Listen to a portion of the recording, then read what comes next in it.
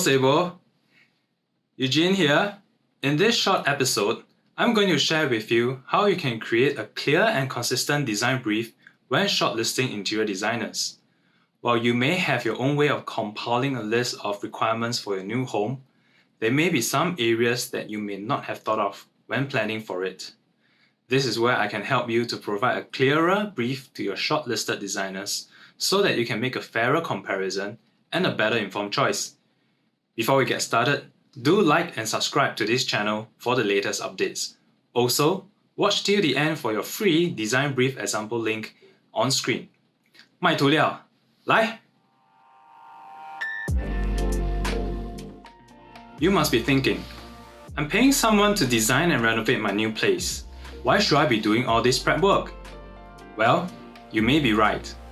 However, one of the observations that I've made is that homeowners usually shortlist a few or many interior designers and conduct meetings to convey their renovation requirements. Your list of requirements is called a design brief from the designer's perspective. Now, imagine in each meeting that you have with a designer, you share info that is based off the top of your head in bits and pieces. The disadvantage will be on you, the homeowner, in the end. You will have a hard time deciding on who to engage since each designer received a different version of the brief and responded accordingly.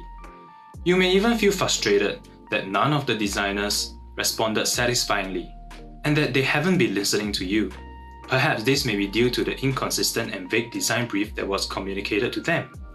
An inconsistent design brief will inevitably cause delays in the design stage, or worse, push construction costs upwards due to unforeseen circumstances or decisions made by the homeowner during the construction stage. So, by preparing a simple but useful design brief, it will benefit you ultimately. You can also take the opportunity to have bonding sessions with your family along the way. To begin, start by gathering preferences of every member of the family. A change of environment can be an opportunity to improve how the home works for you. It can be the way things are organized in the house, who gets which room, and etc. You can also use this step as a family get-together. A tip to make things easier is to note down the requirements of each space on the floor plan of your new home accordingly. This way, you can see each family's wish list with respect to the floor plan and plan from a macro perspective. Next step would be to create a profile list for each member.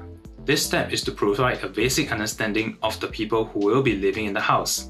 It can be simple with a few points. For example, Mom, 34 years old, works 9 to 5, loves to bake on weekends, needs lots of wardrobe space. Son, 6 years old, going to primary school next year, likes swimming. Such bullet points will help your designer know a bit about your family, whom he or she is designing for. This list will be invaluable if the designer is unable to meet all your family members. Another opportunity for family bonding would be to task each member of the family to collect images of how they envision the new house or their room to be like. Then, a sharing session can be done in the form of a family gathering to talk about what they like in those collected images. The aim of this session is not to shoot down one another's vision, but rather to find common ground among family members. If this cannot be achieved, then just agree to disagree and see how your shortlisted designers interpret and solve the conundrum in their design proposals. The family can use the same visual bookmark app and allow all family members to contribute to it to make the process more efficient and organized. Let's recap. You have a floor plan with the requirements from each family member penned down. You have a list of basic profiles for each family member. You have a digital visual bookmark app in which each family member contributed.